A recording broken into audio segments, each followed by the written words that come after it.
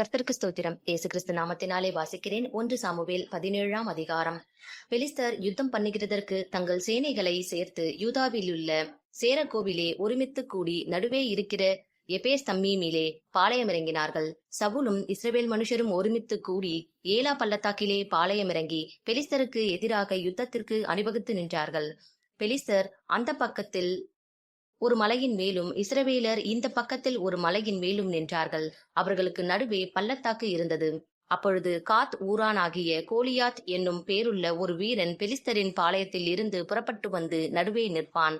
அவன் உயரம் 6 முழமும் 1 ஜானுமாம். அவன் தன் தலையின் மேல் வெண்கல சீராவை போட்டு ஒரு போர்க்கவசம் தரித்து கொண்டிருப்பான்.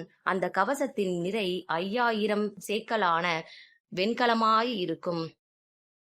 அவன் தன் கால்களிலே வெண்கல கவசத்தையும் தன் தோள்களின் மேல் வெண்கல கேடகத்தையும் தரித்திருப்பான்.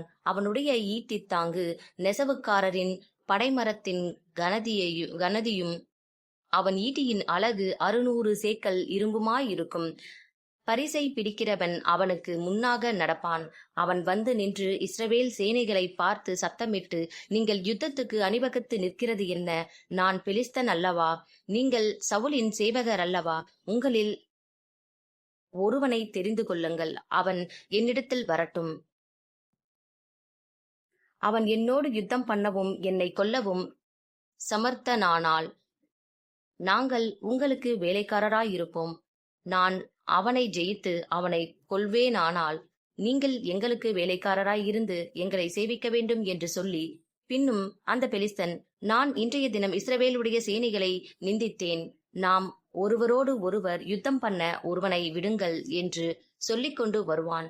சவுலும் இஸ்ரவேலர் அனைவரும் அந்த பெலிஸ்தனுடைய வார்த்தைகளை கேட்டு கலங்கி மிகவும் பயப்பட்டார்கள். தாவீது என்பவன் யூதாவில் உள்ள பெத்லகேம் ஊரானாகிய ஈசாய் என்னும் பேருள்ள எப்பிராத்திய மனுஷனுடைய குமாரனாயிருந்தான். ஈசாய்க்கு 8 குமாரர்கள் இருந்தார்கள். இவன் சவுலின் நாட்களிலே மற்ற ஜனங்களுக்குள்ளே வயது சென்ற கிழவனாய் மதிக்கப்பட்டான். ஈசாயினுடைய 3 மூத்த குமாரர் சவுலோட கூட யுத்தத்துக்கு போயிருந்தார்கள். யுத்தத்துக்கு போயிருந்த அவனுடைய 3 குமாரரில் மூத்தவனுக்கு எலியாப் என்றும், 2ஆம் குமாரனுக்கு அபினதாப் என்றும், 3ஆம் குமாரனுக்கு சம்மா என்றும் பேர். தாவீது எல்லாருக்கும் இளையவன். மூத்தவர்களாகிய அந்த 3 பேரும் சவுலோடே கூட போயிருந்தார்கள். தாவீது சவுலை விட்டு திரும்பி போய் பெத்லகேமில் இருக்கிற தன் தகப்பனுடைய ஆடுகளை மேய்த்துக் கொண்டிருந்தான். அந்த பெலிஸ்தன் காலையிலும் மாலையிலும் 40 நாள் வந்து வந்து நிற்பான். ஈசாய் தன் குமாரனாகிய தாவீதை நோக்கி, உன் சகோதரருக்கு இந்த ஒரு மரக்கால் வறுத்த பயிற்றையும் இந்த 10 அப்பங்களையும் எடுத்துக்கொண்டு பாளையத்தில் இருக்கிற உன் சகோதரரிடத்தில் ஓட்டமாய் போய் இந்த 10 பால் கட்டிகளை 1000 பேருக்கு அதிபதியானவன் இடத்தில் கொடுத்து, உன் சகோதரர் சுகமாயிருக்கிறார்களா என்று விசாரித்து அவர்களிடத்தில் அடையாளம் வாங்கிக் கொண்டு வா என்றான். அப்பொழுது சவுலும் அவர்களும் இஸ்ரவேலர் எல்லாரும் ஏலா பள்ளத்தாக்கிலே பெலிஸ்தரோடு யுத்தம் பண்ணி கொண்டிருந்தார்கள். தாவீது அதிகாலையில் எழுந்து ஆடுகளை காவலாளி வசமாய் விட்டு ஈசாய் தனக்கு கற்பித்தபடியே எடுத்துக்கொண்டு போய் ரதங்கள் இருக்கிற இடத்திலே வந்தான். சேனைகள் அணிவகுத்து நின்று யுத்தத்துக்கென்று ஆர்ப்பரித்தார்கள். இஸ்ரவேலரும் பெலிஸ்தரும் ஒருவருக்கெதிராக ஒருவர் அணிவகுத்து கொண்டிருந்தார்கள். அப்பொழுது தாவீது தான் கொண்டு வந்தவைகளை இறக்கி ரஸ்துக்களை காக்கிறவன் வசமாக வைத்துவிட்டு சேனைக்குள் ஓடி தன் சகோதரரை பார்த்து, சுகமாயிருக்கிறீர்களா என்று கேட்டான். அவன் இவர்களோடே பேசிக் கொண்டிருக்கையில், இதோ காத் ஊரானாகிய கோலியாத் என்னும் பேருள்ள அந்த பெலிஸ்த வீரன் பெலிஸ்தரின் சேனைகளில் இருந்து எழும்பி வந்து நின்று முன் சொன்ன வார்த்தைகளையே சொன்னான். அதை தாவீது கேட்டான். இஸ்ரவேலர் எல்லாரும் அந்த மனுஷனை காணும்போது மிகவும் பயப்பட்டு அவன் முதுகுக்கு விலகி ஓடிப்போவார்கள். அந்நேரத்திலே இஸ்ரவேலர் வந்து நிற்கிற அந்த மனுஷனை கண்டீர்களா? இஸ்ரவேலை நிந்திக்க வந்து நிற்கிறான். இவனை கொல்கிறவன் எவனோ அவனை ராஜா மிகவும் ஐஸ்வர்யவனாக்கி அவனுக்கு தம்முடைய குமாரத்தியை தந்து அவன் தகப்பன் வீட்டாருக்கு இஸ்ரவேலிலே சர்வமானியம் கொடுப்பார் என்றார்கள். அப்பொழுது தாவீது தன் நண்டையிலே நிற்கிறவர்களை பார்த்து, இந்த பெலிஸ்தனை கொன்று இஸ்ரவேலுக்கு நேரிட்ட நிந்தையை நீக்குகிறவனுக்கு என்ன செய்யப்படும்? ஜீவனுள்ள தேவனுடைய சேனைகளை நிந்திக்கிறதற்கு விருத்த சேதனம் இல்லாத இந்த பெலிஸ்தன் எம்மாத்திரம் என்றான். அதற்கு ஜனங்கள், அவனை கொல்லுகிறவனுக்கு இன்னபடி செய்யப்படும் என்று முன் சொன்ன வார்த்தைகளையே அவனுக்கு சொன்னார்கள். அந்த மனுஷரோடே அவன் பேசிக் கொண்டிருக்கிறதை அவன் மூத்த சகோதரனாகிய எலியாப் கேட்டபோது அவன் தாவீதின் மேல் கோபங்கொண்டு, நீ இங்கே வந்தது என்ன? வனாந்தரத்தில் உள்ள அந்த கொஞ்ச ஆடுகளை நீ யார் வசத்தில் விட்டாய்? யுத்தத்தை பார்க்க அல்லவா வந்தாய்? உன் துணிகரத்தையும் உன் இருதயத்தின் அகங்காரத்தையும் நான் அறிவேன் என்றான். அதற்கு தாவீது, நான் இப்பொழுது செய்தது என்ன? நான் வந்ததற்கு முகாந்தரம் இல்லையா என்று சொல்லி அவனை விட்டு வேறொருவனிடத்தில் திரும்பி அந்த பிரகாரமாகவே கேட்டான். ஜனங்கள் முன்போலவே உத்தரவு சொன்னார்கள். தாவீது சொன்ன வார்த்தைகளை அவர்கள் கேட்டு அதை சவுலின் சமூகத்தில் அறிவித்தார்கள். அப்பொழுது அவன் அவனை அழைப்பித்தான். தாவீது சவுலை நோக்கி, இவன் நிமித்தம் ஒருவனுடைய இருதயம் கலங்க வேண்டியதில்லை. உம்முடைய அடியானாகிய நான் போய் இந்த பெலிஸ்தனோடே யுத்தம் பண்ணுவேன் என்றான். அப்பொழுது சவுல் தாவீதை நோக்கி, நீ இந்த பெலிஸ்தனோடே எதிர்த்து யுத்தம் பண்ண உன்னால் ஆகாது. நீ இளைஞன், அவனோ தன் சிறு வயது முதல் யுத்த வீரன் என்றான். தாவீது சவுலை பார்த்து, உம்முடைய அடியான் என் தகப்பனுடைய ஆடுகளை மேய்த்து கொண்டிருக்கிற போது ஒரு விசை ஒரு சிங்கமும் ஒரு விசை ஒரு கரடியும் வந்து மந்தையில் இருக்கிற ஒரு ஆட்டை பிடித்து கொண்டது. நான் அதை தொடர்ந்து போய் அதை அடித்து அதன் வாய்க்கு தப்புவித்தேன். அது என்மேல் பாய்ந்தபோது நான் அதன் தாடியை பிடித்து அதை அடித்து கொன்று போட்டேன். அந்த சிங்கத்தையும் அந்த கரடியையும் உம்முடைய அடியானாகிய நான் கொன்றேன். விருத்த சேதனமில்லாத இந்த பெலிஸ்தனும் அவைகளில் ஒன்றைப் போல இருப்பான். அவன் ஜீவனுள்ள தேவனுடைய சேனைகளை நிந்தித்தானே என்றான்.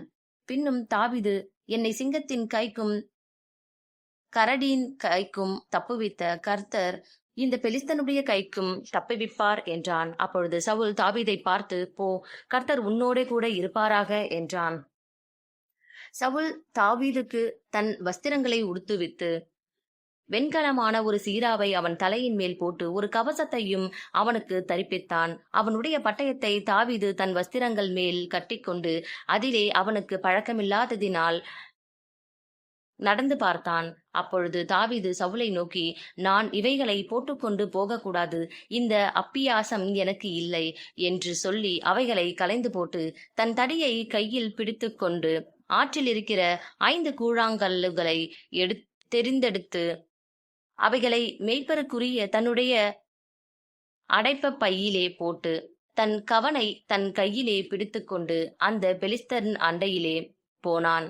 பெலிஸ்தரும் நடந்து தாவீதண்டைக்கு கிட்ட வந்தான்.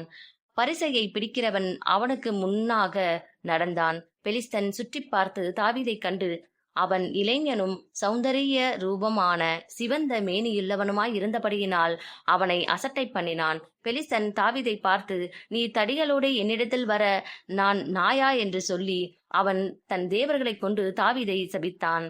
பின்னும் அந்த பெலிஸ்தன் தாவீதை பார்த்து, என்னிடத்தில் வா, நான் உன் மாமிசத்தை ஆகாயத்து பறவைகளுக்கும் காட்டு மிருகங்களுக்கும் கொடுப்பேன் என்றான். அதற்கு தாவீது பெலிஸ்தனை நோக்கி, நீ பட்டயத்தோடும் ஈட்டியோடும் கேடகத்தோடும் என்னிடத்தில் வருகிறாய், நானோ நீ நிந்தித்த இஸ்ரவேலுடைய இராணுவங்களின் தேவனாகிய சேனைகளுடைய கர்த்தரின் நாமத்தினாலே உன்னிடத்தில் வருகிறேன். இன்றைய தினம் கர்த்தர் உன்னை என் கையில் ஒப்புக் கொடுப்பார். நான் உன்னை கொன்று உன் தலையை உன்னை விட்டு வாங்கி பெலிஸ்தருடைய பாளையத்தின் பிணங்களை இன்றைய தினம் ஆகாயத்து பறவைகளுக்கும் பூமியின் காட்டு மிருகங்களுக்கும் கொடுப்பேன். அதனால் இஸ்ரவேலில் தேவன் ஒருவர் உண்டு என்று பூலோகத்தார் எல்லாரும் அறிந்து கொள்ளுவார்கள். கர்த்தர் பட்டயத்தினாலும் ஈட்டியினாலும் ரட்சிக்கிறவர் அல்ல என்று இந்த ஜனக்கூட்டமெல்லாம் அறிந்து கொள்ளும். யுத்தம் கர்த்தருடையது, அவர் உங்களை எங்கள் கையில் ஒப்புக் கொடுப்பார் என்றான். அப்பொழுது அந்த பெலிஸ்தன் எழும்பி தாவீதுக்கு எதிராக கிட்ட வருகையில் தாவீது தீவிரமாய் அந்த சேனைக்கும் அந்த பெலிஸ்தனுக்கும் எதிராக ஓடி தன் கையை அடைப்பத்திலே போட்டு அதிலிருந்து ஒரு கல்லை எடுத்து கவனிலே வைத்து சுழற்றி பெலிஸ்தனுடைய நெற்றியில் பட எறிந்தான். அந்த கல் அவன் நெற்றியில் பதிந்து போனதினால் அவன் தரையிலே முகங்குப்புற விழுந்தான். இவ்விதமாக தாவீது ஒரு கவனினாலும் ஒரு கல்லினாலும் பெலிஸ்தனை மேற்கொண்டு அவனை மடங்கடித்து அவனை கொன்று போட்டான். தாவீதின் கையில் பட்டயம் இல்லாதிருந்தது. ஆகையால் தாவீது பெலிஸ்தன் அண்டையில் ஓடி அவன் மேல் நின்று அவன் பட்டயத்தை எடுத்து அதை அதன் உறையிலிருந்து உருவி அவனை கொன்று அதனாலே அவன் தலையை வெட்டி போட்டான். அப்பொழுது தங்கள் வீரன் செத்துப்போனான் என்று பெலிஸ்தர் கண்டு ஓடிப்போனார்கள். அப்பொழுது இஸ்ரவேலரும் யூதா மனுஷரும் எழும்பி ஆர்ப்பரித்து பள்ளத்தாக்கின் எல்லை மட்டும் எக்ரோனின் வாசல்கள் மட்டும் பெலிஸ்தரை துரத்தினார்கள்.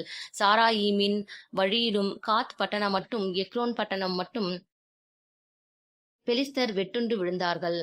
இஸ்ரவேல் புத்திரர் பெலிஸ்தரை மூர்க்கமாய் துரத்தின பிற்பாடு திரும்பி வந்து அவர்களுடைய பாளையங்களை கொள்ளையிட்டார்கள். தாவீது பெலிஸ்தனுடைய தலையை எடுத்து அதை எருசலேமுக்கு கொண்டு வந்தான். அவன் ஆயுதங்களையோ தன் கூடாரத்திலே வைத்தான். தாவீது பெலிஸ்தனுக்கு எதிராக புறப்பட்டு போகிறதை சவுல் கண்டபோது அவன் சேனாதிபதியாகிய அப்னேரை பார்த்து, அப்னேரே, இந்த வாலிபன் யாருடைய மகன் என்று கேட்டான். அதற்கு அப்னேர், ராஜாவே, எனக்கு தெரியாது என்று உம்முடைய ஜீவனை கொண்டு சொல்லுகிறேன் என்றான். அப்பொழுது ராஜா, அந்த பிள்ளையாண்டான் யாருடைய மகன் என்று விசாரி என்றான். தாவீது பெலிஸ்தனை கொன்று திரும்புகையில் அப்னேர் அவனை சவுலுக்கு முன்பாக அழைத்து கொண்டு போய்விட்டான். பெலிஸ்தனுடைய தலை அவன் கையில் இருந்தது. அப்பொழுது சவுல், வாலிபனே, நீ யாருடைய மகன் என்று அவனை கேட்டதற்கு தாவீது, நான் பெத்லகேம் ஊரானாயிருக்கிற உம்முடைய அடியானாகிய ஈசாயின் மகன் என்றான். ஆமென்.